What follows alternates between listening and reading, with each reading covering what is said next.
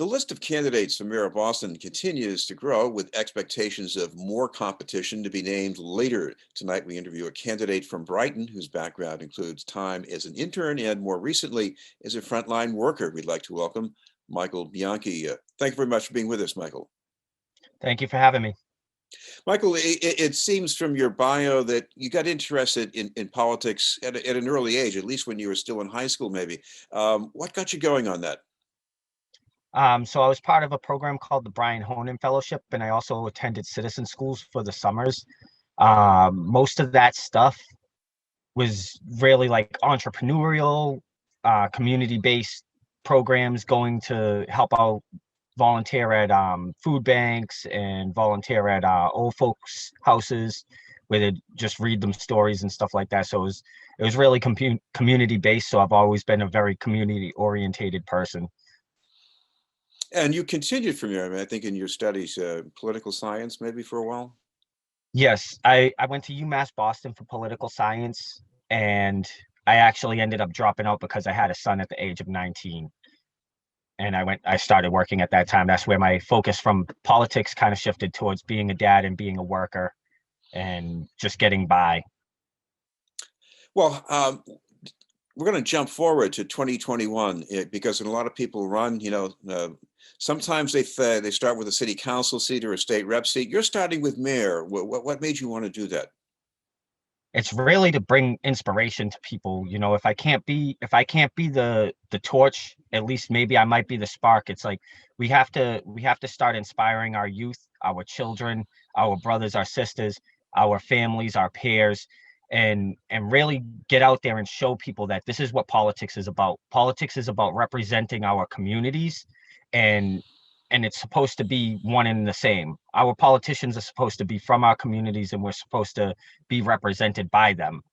So I want to try to do something different and bring light and bring inspiration, hope, and unity to everybody. Well, you've mentioned that this detour in your life, you had to start getting a job and doing things.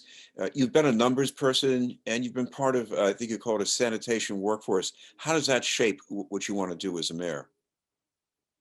Yes, I did credit management for about 3 years, and I was also an operations manager for about 7 years for a family-owned business. And now I'm doing sanitation for the MBTA, making sure that the trains are safe for people to get on, and sanitizing all of those trains. It's really brought a lot of light to me, but a lot of my heart really goes towards the school systems and breaking the cycles of growth where we're facing as being at the lower income side of Boston families.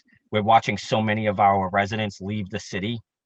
We need to make sure that our families are growing at the exponential rate that the city is growing, and being given the opportunities to succeed and create generational wealth. You say families leaving the city. One common reason is they're disenchanted with the public schools. Is that what you're focused on? I am very focused on the public schools, and a lot of it also has to do with just even the cost of living here in the city. As a younger generation of people, we have a lot of college students moving into the city. They graduate and they're staying because they're finding the careers to support the lifestyle here. Isn't leaving much space though for families to continue to live here. And our public schools are facing a troublesome time right now, even filling seats. Most people that are living here, that have students here, have the money to put their children into private schools. So really revitalizing and taking care of our teachers as well. Well, I know there were struggles for enrollment even before the pandemic. Going forward, and I know the schools are not going to be in an easy place right away, but what would bolster enrollment in the schools, make them more attractive? So I really want to focus on trying to bring finances to the school systems. Our students need to know how to what a credit card even looks like.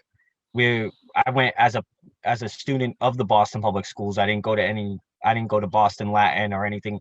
I know that Boston Latin teaches stock markets. I have friends that have gone there. Uh we private schools teach finance. Those students are given an advantage as soon as they get out of school because they're being taught things that they need to succeed. Growing up in public schools, we weren't really given those opportunities. My nephews and my son is also in public schools at BPS. And these are all things that we need to breathe life into our education so that our students are learning. You mentioned people leaving the city because it's so expensive to live here, especially if that means renting or buying a house. How would you bring them some relief? So I want to really focus on creating programs. Like we have a lot of first time home buyer programs. The problem is that we don't outreach to a lot of these communities, and they're at capacity for the most part, where people aren't being able to be given the opportunities to get into these programs.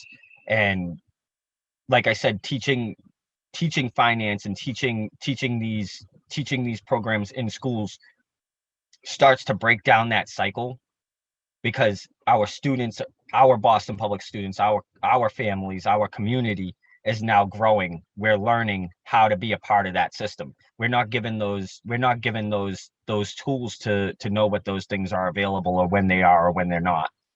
I want to ask you about one of your ideas for helping with recovery. That's about bringing back happy hour at bars. Now, I know people cut back on that before because there are a lot of crashes in the road from people driving under the influence. Plus, you live in Allston, Brighton.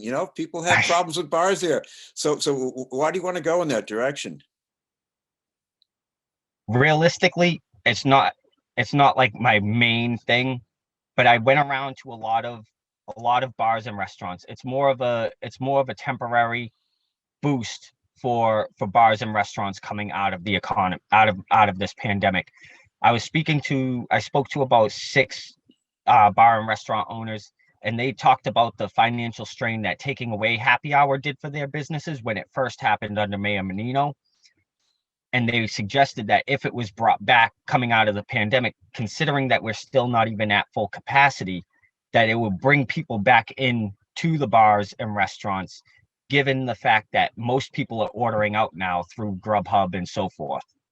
And getting people back in those seats, even at a limited capacity, would give jobs to waiters, waitresses, bartenders, cooks for those hours. And it would bring a little bit of life back into those restaurants. Everyone loves pointing that one out, though. All right.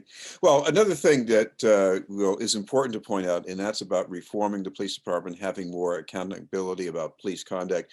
But Yes. aside from the changes that are on the books right now, is there anything else that you would like to see? Well, that's a really tough one.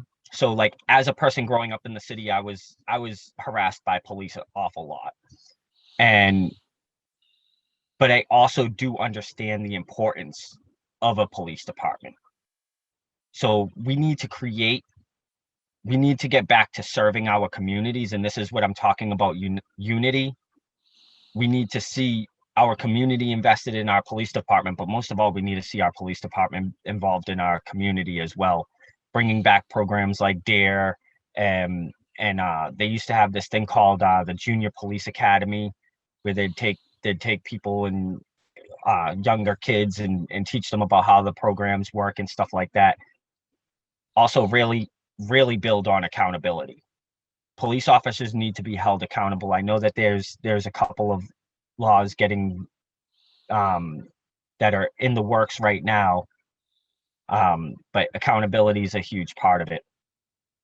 Well, finally, Michael, we'd like to let our viewers know that if they want to keep track of your campaign, you've got some social media presence. So what's the best way for them to find that? If you visit my webpage at bianchiforboston.squarespace.com, and it has all of my links to Facebook, Instagram, and Twitter. We should be adding a YouTube channel as well. We're going to be doing a little bit of like a kind of documentary style footage on just walking the streets of Boston. So that should be interesting. I'm working with a local artist on that. So we're going to try to do some different things. Follow us. Okay. Like I said, we're just trying to inspire. Right, and we'll keep an eye out on that as well. Thank you very much for taking the time to join us. Thank you so much. Have a wonderful day. Michael Bianchi, candidate for mayor of Boston. We'll have more news in just a moment.